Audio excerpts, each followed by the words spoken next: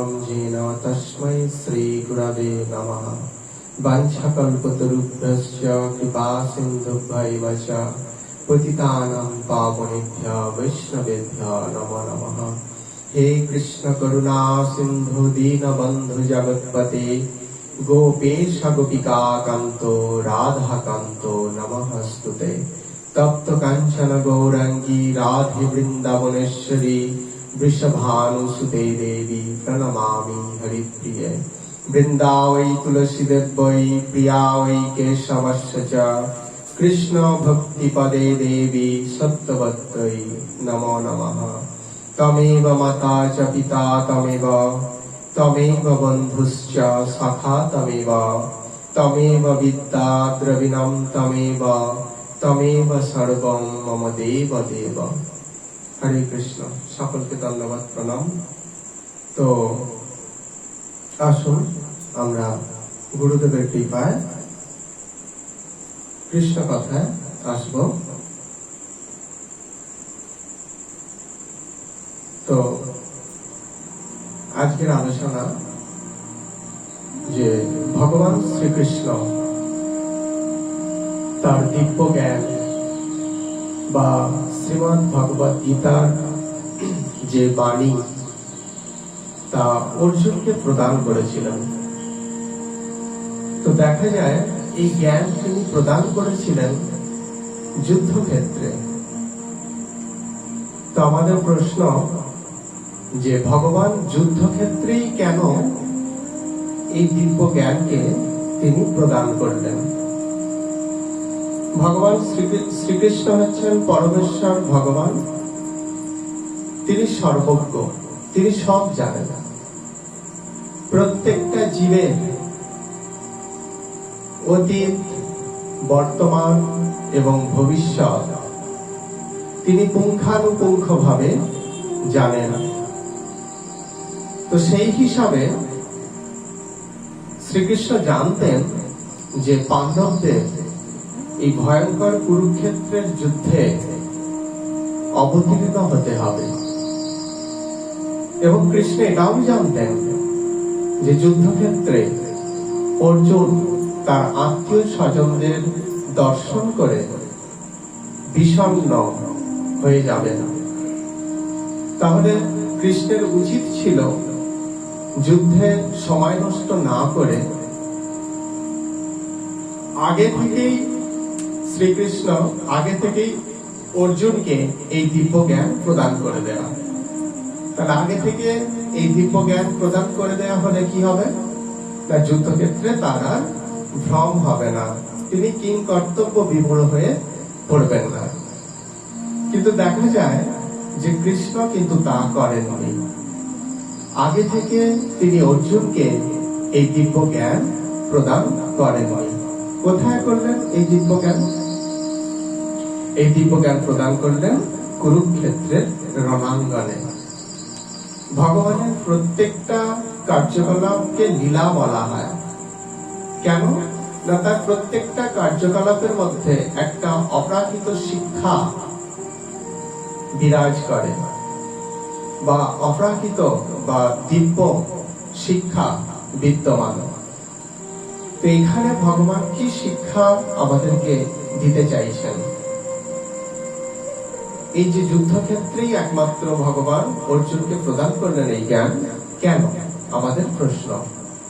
তো দেখুন, জীব যেই মুহূর্তে এই জড়জগতে অধঃপতিত হলেন বা এই জড়জগৎ লাভ করলেন, সেই মুহূর্ত থেকেই তার জীবনের যুদ্ধ বা সংগ্রাম শুরু হয়। কারণ এই যে জড়জগৎ, এই জড়জগতে তার শত্রুর অভাব নেই।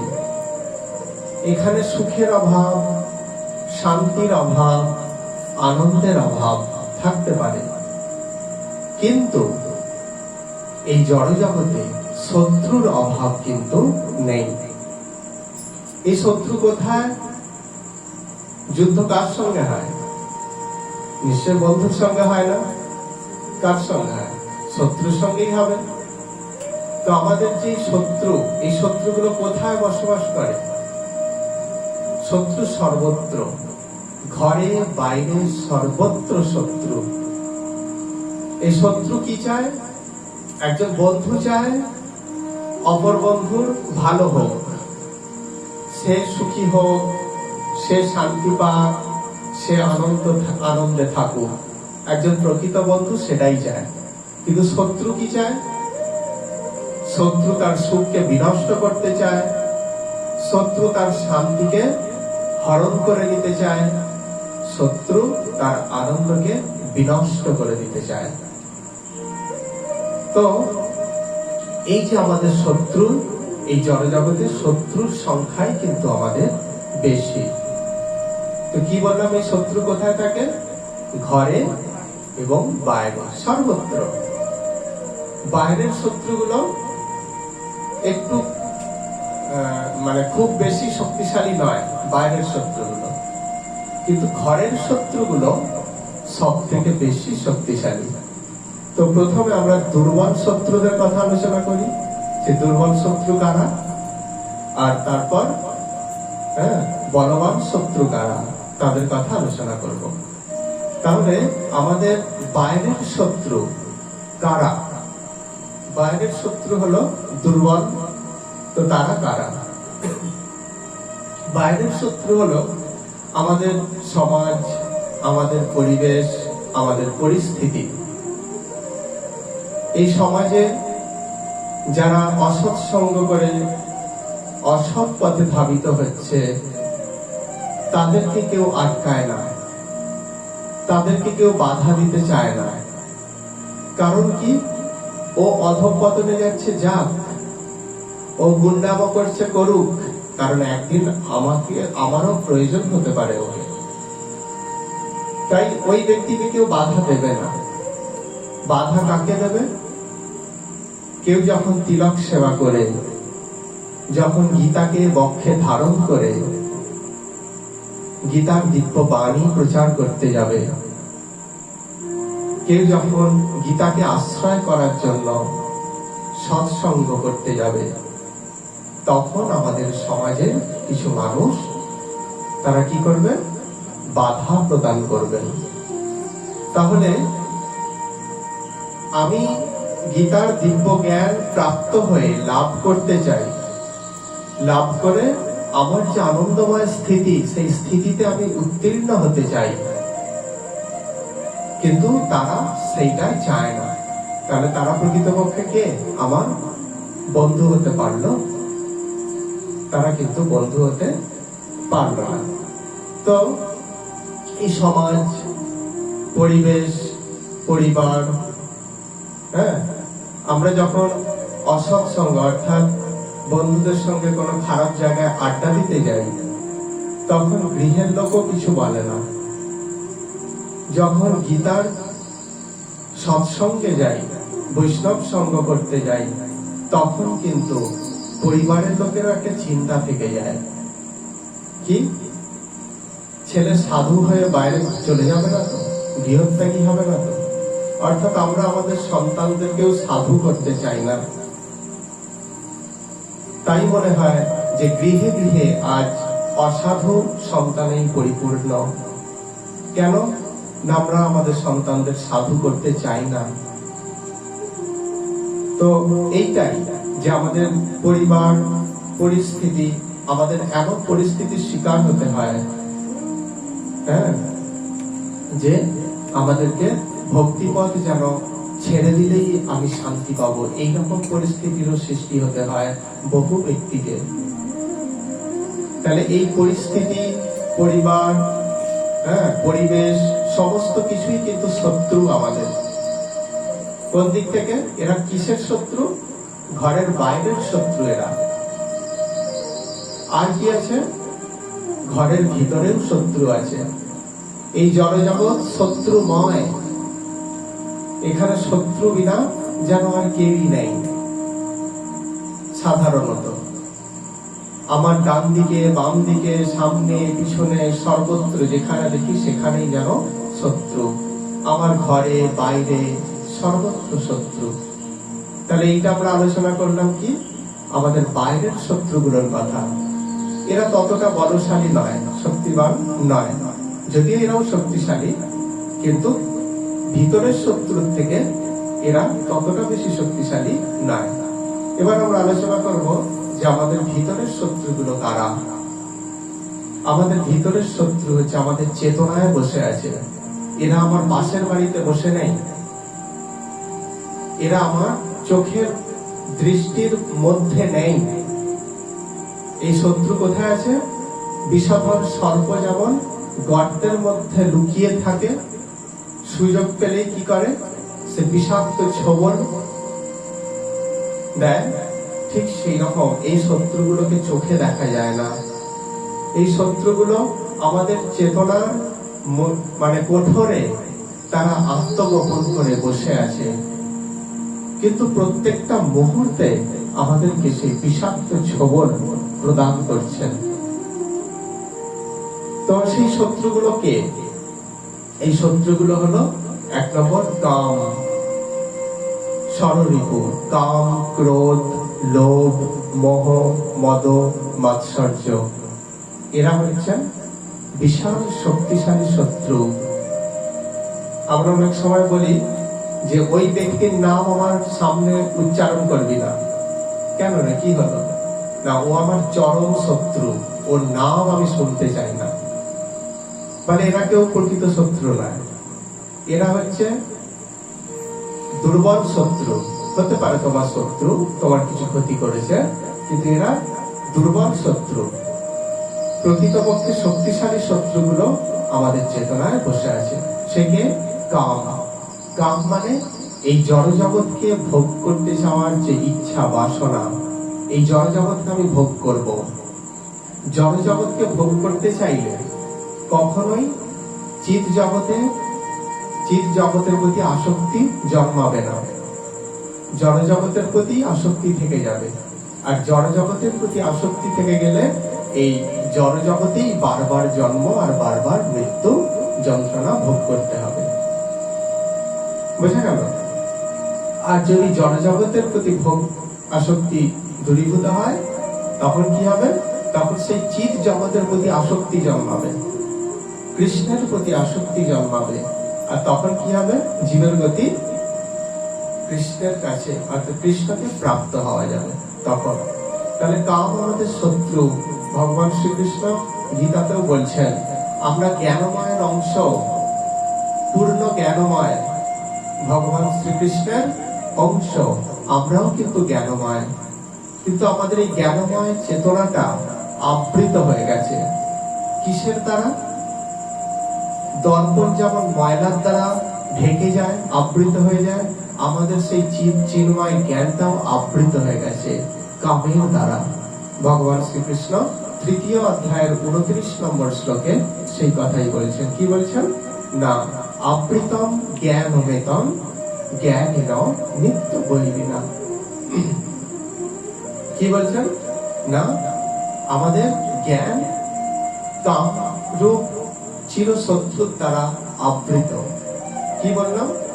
কামরূপ চিরশত্রুর দ্বারা আবৃত আমাদের চেতনায় যে জ্ঞান আছে।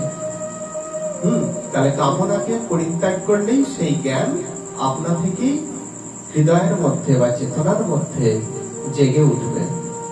হ্যাঁ, তো সেটাই বলছে এখানে, আবৃতম জ্ঞানমেতম জ্ঞানীন নিত্য বৈরিণা।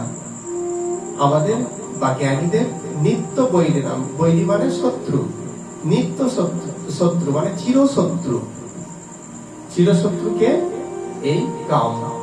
আবার কি বলছেন? এই কাম কিরকম? না, কাম রূপে না কৌন্তেয় দুষ্পূরণে নানলেন চ।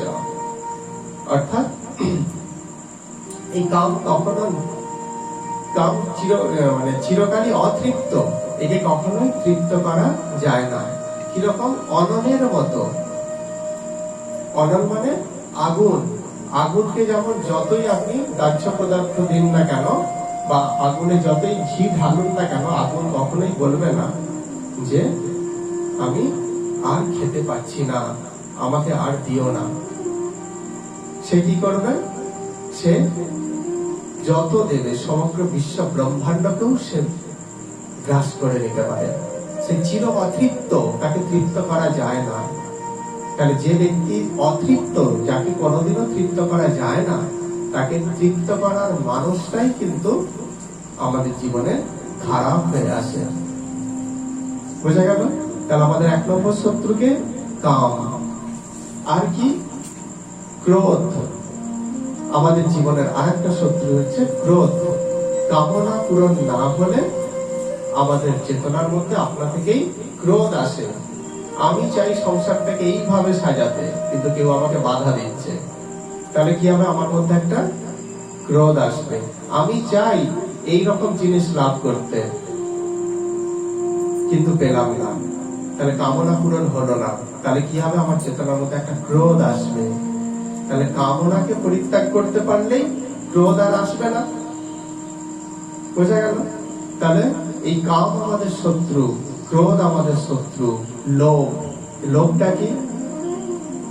লোভটা হচ্ছে যে এই জড়জগতের প্রতি, জড়জগতের বস্তুগুলোর প্রতি, অনিত্য বস্তুগুলোর প্রতি যে লোভ, ওটা আমার চাই, এটা আমার চাই, আমার এত জমি চাই, হ্যাঁ, যে লোভ, আমার এত ঐশ্বর্য চাই, ওই জিনিসটা আমার চাই, এই যে লোভ, এটাও কিন্তু আমাদের চিরশত্রু। এই জড়জগতের প্রতি যখন লোভ থাকবে, তখন কখনোই কৃষ্ণকে লাভ করা যাবে না। কৃষ্ণ মানে আনন্দ। তাহলে সেই আনন্দকে লাভ করতে দিচ্ছে না কে? কাম, ক্রোধ, লোভ। ভগবান এই তিনটেকে কি বলছেন? এই তিনটেকে বিশেষ গুরুত্ব দিচ্ছেন। নরকের 3টে দ্বারের কথা বলছেন। দ্বার মানে দরজা। নরকের 3টে দরজা। যেতে চান? তাহলে 3টে দরজা দিয়ে যেতে হবে আপনাকে। সেই দরজাটা কি কি ভগবান বলে দিচ্ছেন এখানে? কাম, ক্রোধ আর লোভ। এগুলো হচ্ছে নরকের 3টে দরজা। যদি আমাদের মনে হয় যে সেই জায়গাটা একটু ঘুরে আসবো, তাহলে আমরা কামনার আশ্রয় নিতে পারি, আমরা ক্রোধের আশ্রয় নিতে পারি, আমরা লোভের আশ্রয় নিতে পারি। আর যদি মনে করি না, সেই জায়গায় যাওয়ার প্রয়োজন নেই, আমাদের প্রাপ্ত বস্তু কৃষ্ণ, তাকে লাভ করতে হবে, তাহলে এই কাম, ক্রোধ এবং লোভকে বর্জন করা প্রয়োজন। হ্যাঁ, আর কি? মদ ও মাৎসর্য। মদ মানে অহংকার। এটাও আমাদের একটা শত্রু। অহংকারটা কিরকম? এই জগতের সমস্ত বস্তুর মধ্যে সব থেকে ভারী বস্তু হচ্ছে অহংকার। যার মাথায় অহংকারের বোঝা আছে, সে কখনোই তার কখনোই ঊর্ধ্বগতি হয় না। ঠিক যেমন এক ব্যক্তির মাথায় যদি 100 কেজি কিছু বস্তু, 100 কেজি বা 200 কেজির একটা জিনিস চাপিয়ে দিয়ে তাকে বলা হয় এই পর্বতের শিখরে ওঠো, আরোহণ করো, সে ব্যক্তি পারবে না। উঠতে চাইছে কিন্তু পারবে না। সেই ভার তাকে কি করবে? সে যদিও 2 পা উঠতে পারে, সেই ভার তাকে আবার নিচের দিকে নামিয়ে দেবে, দেবে কিনা? আর যদি সেই বোঝা না থাকে মাথায়, অনায়াসেই সে উঠে যেতে পারবে। তো ঠিক সেই রকম এই মদ অর্থাৎ অহংকার হলো সেই পাথরের মতো এই ভারী বস্তু। সেটা আমাদেরকে সবসময় অধঃপতিত করে। জগতের বিন্দুমাত্র কোনো কিছুর জন্যই অহংকার করা উচিত না।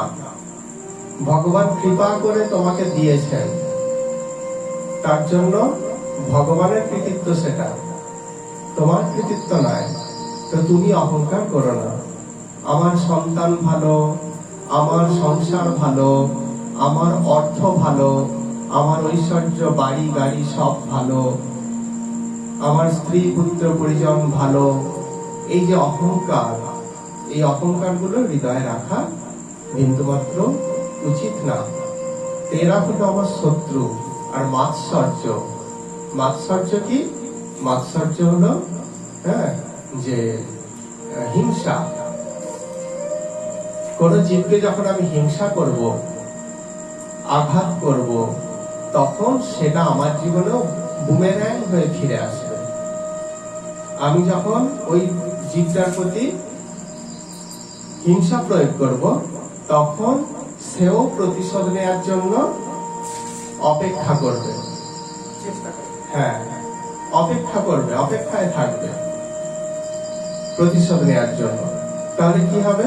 কারণ সে প্রতিশোধ নেবে, তাহলে আমাকে তো আবার আসতে হবে এখানে। কারণ প্রতিশোধের যে ব্যবস্থা, সেটা তো চিৎ জগতে নেই।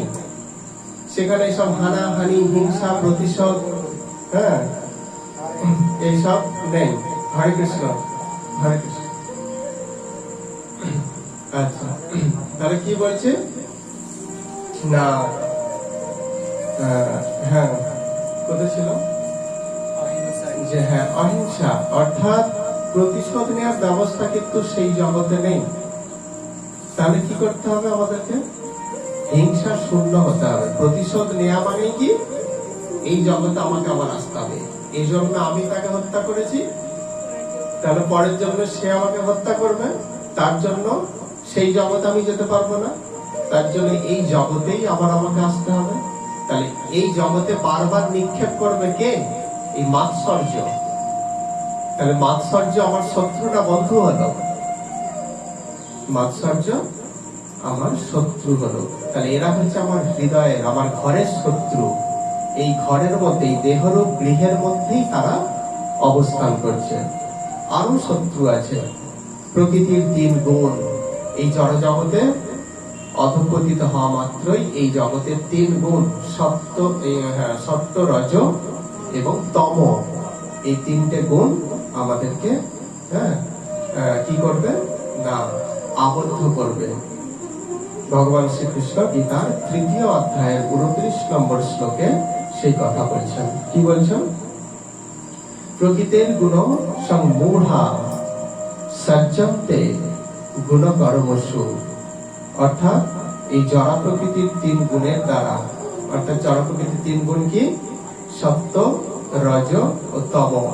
এই 3 গুণের দ্বারা মহাচ্ছন্ন হয়ে অজ্ঞান ব্যক্তিরা জড় কর্মে প্রবৃত্ত হয়। এই 3 গুণের দ্বারা আকৃষ্ট হয়ে, 3 গুণ কি? সত্য, রজ আর তম। এই 3 গুণের দ্বারা আকৃষ্ট হয়ে কি হয়? এরা মহাচ্ছন্ন হয়ে অজ্ঞান ব্যক্তিরা জড় কর্মে প্রবৃত্ত হয়। চিন্ময় কর্মে তারা প্রবৃত্ত হয় না, জড় কর্মের দ্বারা। আর জড় কর্ম করলে কোথায় আসতে হবে? জড় জগতে। চিন্ময় কর্ম করলে কোথায় যাবে? চিন্ময় লোকে। তাহলে এই যে জড় প্রকৃতির 3 গুণ, সত্য, রজ, তম, এরাও কিন্তু আমাদের শত্রু। তাহলে কত শত্রু আমাদের? কত শত্রু! ঘরে বাইরে কত শত্রু! গুণে শেষ করা যাবে? যাবে না, যাচ্ছেও না। তাই হ্যাঁ, তো সেইটাই যে ভগবান কত সুন্দরভাবে বলছেন, তার মোহ আমাদের চরম শত্রু।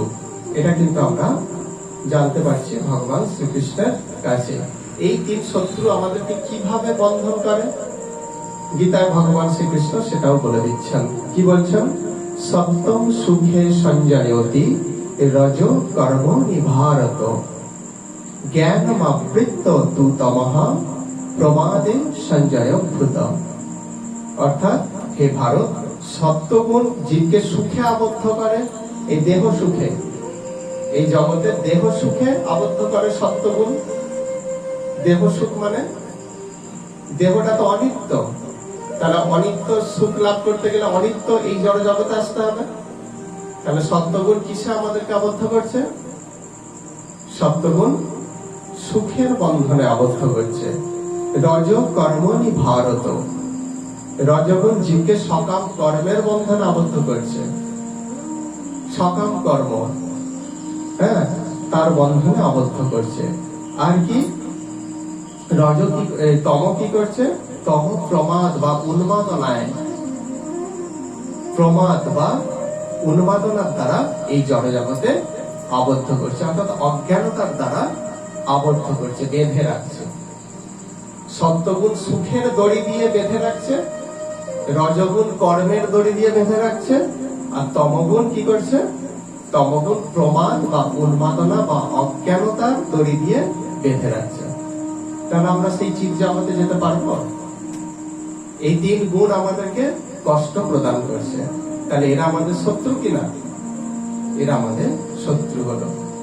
আরো ভগবান বলছেন যে এই যে জড়জগৎ, এই জড়জগতে কত সংগ্রাম চলছে। অর্জুন শুধু একা যুদ্ধক্ষেত্রে দাঁড়িয়ে নেই, আমরা প্রত্যেকেই যুদ্ধক্ষেত্রে দাঁড়িয়ে।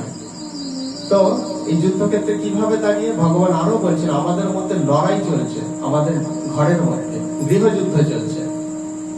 হ্যাঁ, সেই গৃহযুদ্ধটা কি না, সত্য রজতম, সত্যগুণ যখন শক্তিশালী হয়ে যাচ্ছে তখন সে কি করছে? রজ আর তমগুণকে পরাজিত করে তাদেরকে দমিয়ে রাখছে। আবার কখনো কখনো রজগুণ শক্তিশালী হয়ে উঠছে, তখন সে কি করছে? সত্যগুণ আর তমগুণকে পরাজিত করে দমিয়ে রাখছে। আবার যখন তমগুণ প্রবল হচ্ছে তখন সে সত্য আর রজগুণকে দমিয়ে রেখে দিচ্ছে। এইভাবে আমাদের চেতনার মধ্যেও কি হচ্ছে? নিত্য সংগ্রাম চলছে। সেই কথা ভগবান শ্রীকৃষ্ণ ৪র্দশ অধ্যায়ের 10 নম্বর শ্লোকে বলছেন। কি বলছেন না, রজস্তমশ্চাধিভূয় সত্যম ভবতি ভারত, রজঃ সত্যম তমশ্চৈব তমঃ সত্যম রজস্তথা।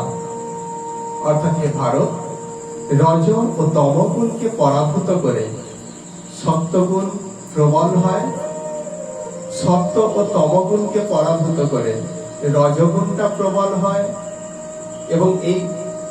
এবং এইভাবেই সত্য ও রজকে পরাভূত করে তমগুণ প্রবল হয়। অর্থাৎ সত্য, রজ এবং তমগুণের মধ্যেও নিত্য যুদ্ধ চলছে। তাহলে আমরা কোথায় দাঁড়িয়ে আছি? যুদ্ধক্ষেত্রে দাঁড়িয়ে নাই কি? সেটাই এখানে বলে দিচ্ছেন যে অর্থাৎ আমাদের ঘরে বাইরে কত শত্রু, এবং আমাদের সমগ্র জীবনটাই যেন একটা সংগ্রাম। প্রত্যেকটা মানুষের জীবন উত্থান পতনের মধ্য দিয়ে তাকে অগ্রসর হতে হয়। তাকে রোগ ব্যাধি, দুঃখ, যন্ত্রণা, কষ্ট সমস্ত কিছুকে উপেক্ষা করে, সমস্ত কিছুর সঙ্গে সংগ্রাম করে তাকে অগ্রসর হতে হয়। তাহলে আমরা ঘরে বসে আছি মানে এই নয় যে যুদ্ধক্ষেত্রে আমরা নেই। এই সমগ্র জড় জগৎটাই হচ্ছে যুদ্ধক্ষেত্র। হ্যাঁ, তাহলে অর্জুনকে কি করলেন ভগবান? যুদ্ধক্ষেত্রে এই দিব্য জ্ঞান প্রদান করে আমাদেরকে বোঝাতে চাইলেন কি না, অর্জুন শুধু একা কৌরবদের মুখোমুখি হয়ে যুদ্ধ করছে না, তাকে একাকে যুদ্ধ করতে হবে না। এই জগতের প্রত্যেকটা জীবকেই যুদ্ধ করতে হচ্ছে। সে যুদ্ধ করছে, তো তারপর কি না, আমরা পরমেশ্বর ভগবান শ্রীকৃষ্ণের অংশ। তো তাহলে তিনি কে? আনন্দময়। তাহলে আমরাও কে? তার অংশ, আনন্দময়। আনন্দময়ের অংশ নিশ্চয়ই নিরানন্দময় হবে না। আমরাও আনন্দময়, কিন্তু আমাদের চেতনায় আনন্দ নেই। কেন নেই? যার বিশাল শত্রু তার কি আনন্দ থাকতে পারে? শত্রুরা তো সবসময় তাকে হেনস্থা করবে। তো সেইটাই যে আমাদের এত শত্রু, তাই আমরা আমাদের আনন্দময় সত্তাকে হারিয়ে ফেলেছি। আমাদের কর্তব্য কি?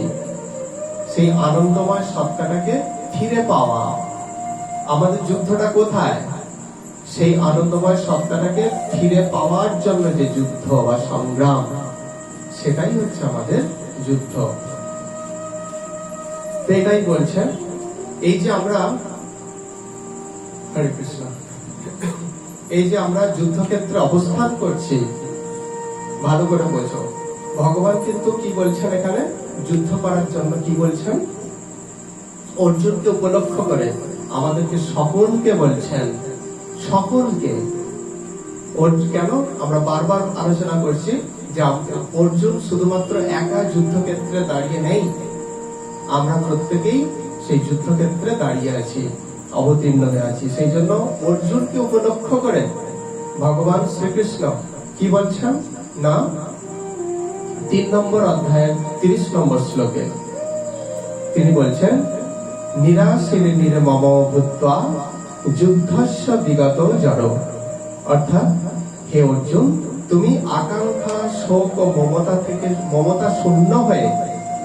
যুদ্ধ করো। কেন অর্জুন তো ক্রন্দন করছেন, কান্নাকাটি করছেন, আমি যুদ্ধ করব না। ভগবান করে দিল হতো না? ভগবান তো একটা চক্র ঘোরাবেন, ব্যাস সব শেষ। কিন্তু না, তোমার যুদ্ধ তোমাকে করতে হবে। মা রান্না করে দিতে পারে না, কিন্তু ছেলের পেটের জ্বালা ছেলেকেই খেতে হবে। ছেলে বলতে পারে না যে মা এই ট্রেন আমি যদি খেতে বসি তাহলে আমি এই ট্রেনটা আমি আর ধরতে পারবো না, এই ট্রেনটা মিস করব। মা আজকে তুমি খেয়ে নাও, হবে কি? মা রান্না করে দিতে পারে না এতদূর, কিন্তু পেটের জ্বালা নিবারণ করার জন্য তাকেই নিজের হাতে খেতে হবে। ঠিক সেরকম যে আমরা যুদ্ধক্ষেত্রে অবতীর্ণ হয়েছি, ভগবান শ্রীকৃষ্ণ আমাদেরকে শক্তি প্রদান করবেন, কিন্তু যুদ্ধ আমাকেই করতে হবে, কারণ আমার যুদ্ধ আমাকেই করতে হবে। এটাই হচ্ছে নিয়ম। সেই জন্য ভগবান বলছেন যে তুমি নির্মম, অর্থাৎ কি বলছেন, আকাঙ্ক্ষা, শোক ও মমতা শূন্য হয়ে যুদ্ধ করো, কারণ যুদ্ধ তোমাকে করতেই হবে। তোমার শত্রুরা তোমার আনন্দময় সত্তাকে হরণ করে নিয়েছে। এখানে হস্তিনাপুর রাজ্যকে হরণ করার কথা বলছে না প্রকৃত অর্থে, কি না, এখানে আমাদের আনন্দময় সত্তাকে হরণ করে নিয়েছে আমাদের শত্রুরা। যুদ্ধ করে তোমাকে সেই সত্তাটাকে ফিরিয়ে আনতে হবে। তো সেই জন্য ভগবান বলছেন যে তুমি যুদ্ধ করো। আরো এক জায়গায় বলছেন যে অর্জুন, মাম অনুস্মর যুদ্ধ চ। যুদ্ধ তো করবে, কিন্তু কি করে যুদ্ধ করবে? যুদ্ধ তো যেমন তেমন করে করা যায় না। যুদ্ধ করতে হলে শক্তির প্রয়োজন, সেই শক্তিকেই জগাবে। হ্যাঁ, সেই জন্য ভগবান বলছেন যে মাম অনুস্মর যুদ্ধ চ, আমাকে অনুসরণ করে যুদ্ধ করো, একা একা যুদ্ধ করতে যাও না। কারণ এই জগতে কারো ক্ষমতা নেই যুদ্ধ করার জন্য যে শক্তির প্রয়োজন তোমাকে সেটা প্রদান করবে। এই যুদ্ধ করার জন্য যে শক্তির প্রয়োজন, সেই শক্তি একমাত্র আমার কাছে আছে, অর্থাৎ শ্রীকৃষ্ণের কাছে আছে। তাই মাম অনুস্মর, আমাকে অনুসরণ করে তুমি যুদ্ধ করো। অর্জুন তাই করেছিলেন, কৃষ্ণকে অনুসরণ করে যুদ্ধ করেছিলেন। তার পরিণামটা কি হয়েছিল? পাণ্ডবরাও যুদ্ধ করেছিলেন, কৌরবরাও যুদ্ধ করেছিলেন। পাণ্ডবরা যুদ্ধ করেছিলেন কৃষ্ণকে অনুসরণ করে, কৌরবরা যুদ্ধ করেছিলেন কৃষ্ণকে ভুলে। তাহলে কি হলো? কাদের জয় হলো? যিনি বা যারা কৃষ্ণকে অনুসরণ করে যুদ্ধ করেছেন, জয় তাদের হয়েছে। তাদের সংখ্যা কিন্তু কম, আর তাদের সংখ্যা বেশি, কৌরবদের সংখ্যা বেশি। কিন্তু তারা যেহেতু কৃষ্ণকে অনুসরণ করে তার শরণাপন্ন না হয়ে যুদ্ধ করেছেন, তাই তাদের কিন্তু জয় হয়নি। অর্থাৎ এখানে আলোচনার বিষয় ছিল এটাই আমাদের, যে ভগবান শ্রীকৃষ্ণ কেন যুদ্ধক্ষেত্রেই এই দিব্য জ্ঞান প্রদান করলেন। তার কারণ কি? ভগবান প্রত্যেকটা জীবকে দেখাতে চাইছেন, যদি এক কথায় বলি, যে আমরা প্রত্যেকেই কিন্তু যুদ্ধক্ষেত্রেই দাঁড়িয়ে আছি অর্জুনের মতো। আমাদের শত্রুরা, অর্জুনের শত্রুরা যেমন হস্তিনাপুর রাজ্যকে দখল করে নিয়েছিল, রাজ্যচ্যুত করেছিল, তো আমাদের শত্রুরাও আমাদের চিৎ জগৎ, অর্থাৎ আনন্দময় সত্তা, আমাদের চেতনার যে আনন্দময় সত্তা, সেটাকে হরণ করে নিয়েছেন।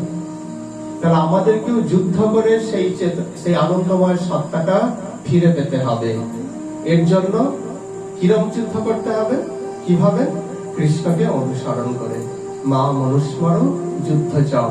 ভগবান এই লীলার মধ্য দিয়ে, তার এই দিব্য লীলার মধ্য দিয়ে আমাদেরকে এই শিক্ষাই প্রদান করলেন যে হে জীব, তোমরা প্রত্যেকেই যুদ্ধক্ষেত্রে অবতীর্ণ হয়েছ, যুদ্ধ তোমাদেরকে করতেই হবে। তুমি তোমার শত্রুদেরকে চেনো। কুরুক্ষেত্রের যুদ্ধের আগে কি হয়েছিল? অর্জুন কি বলেছিল?